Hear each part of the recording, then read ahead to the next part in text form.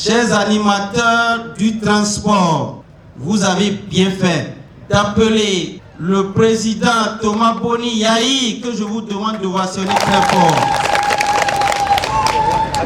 D'appeler le président Thomas Boni Yayi et son parti, les démocrates, à vos côtés pour entendre vos gémissements, vos souffrances, vos tracasseries et votre misère. Parce que le parti, les démocrates, est le parti du peuple. Et partout le peuple souffre, nous sommes là. C'est le chemin que nous a montré notre président, Thomas Boni Yayi. Le président des pauvres, lui à qui Dieu a donné la grâce de diriger ce pays pendant 10 ans. Et en bon économiste, c'est lui qui a compris que vous, transporteurs, vous constituez la pierre angulaire du commerce national et international. Car c'est vous qui rapprochez les produits du marché.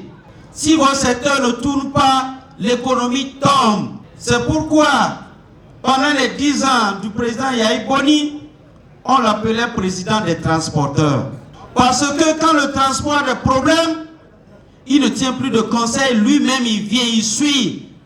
Vous le voyez au port, en plus du ministre du Commerce, il a créé un autre ministère spécialement pour vous, qu'il a appelé ministre de l'économie maritime, pour veiller nuit et jour sur le transport. C'est encore lui qui a compris que le port de Cotonou n'est pas le port du Bénin, mais c'est le port de l'Interland, le port des pays sahéliens qui n'ont pas de port.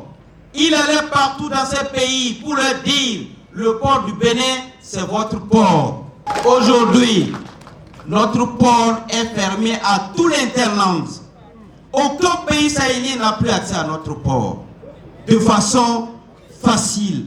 Pour faire 1000 km en ligne droite, il faut faire un contournement de 500 km en plus. Sous le règne du président Yayi Boni, est-ce qu'on augmentait le prix du gasoil sans votre consentement? Est-ce qu'on pouvait baisser les tarifs de transport sans vous réunir, sans vous consulter? Parce que le président Yayi Boni a compris qu'il fallait faciliter le transport pour que l'économie marche. Et c'est pourquoi le corridor Cotonou-Niamey, qui était le corridor le plus animé, avec au moins 1000 sorties par jour, il a mis des postes de contrôle juste à poser pour que toutes les formalités se fassent en un seul point, pour raccourcir le délai de route. Aujourd'hui, ce délai, selon vos discours, est passé de 2 semaines à 5 mois. Ce que tu dois faire en 2 semaines, si tu le fais à 5 mois, où est le bénéfice? C'est la perte. Aujourd'hui, quand on écoute les économistes, ils disent que le pays est surendetté. Mais ce qu'ils ne voient pas, c'est que les ménages sont aussi surendettés. Les entreprises, qui sont vos entreprises de transport, sont surendettées. Avant, c'est le transporteur qui accordait des prêts dans le village. Aujourd'hui, le transporteur lui-même est endetté. C'est pourquoi, au vu de ce passé glorieux qui résonne encore dans notre mémoire comme si c'était hier, je vous demande de vous mobiliser autour de votre bien-aimé, le président Thomas Boni Yayi et son parti, les démocrates, afin que ce parti puisse vous sauver, vous aider à réduire vos difficultés, comme ça a été le cas avec les sojaculteurs, qui vous souviennent, quand la frontière de Malanville a été fermée, le président Yayi Boni est allé à Malanville vous rencontrer, oui ou non, avec son aîné, le président Dieudonné Soglo. Ils sont allés voir le président nigérien pour plaider pour vous. Et ensuite, ils ont rencontré le président du Bénin pour plaider pour vous.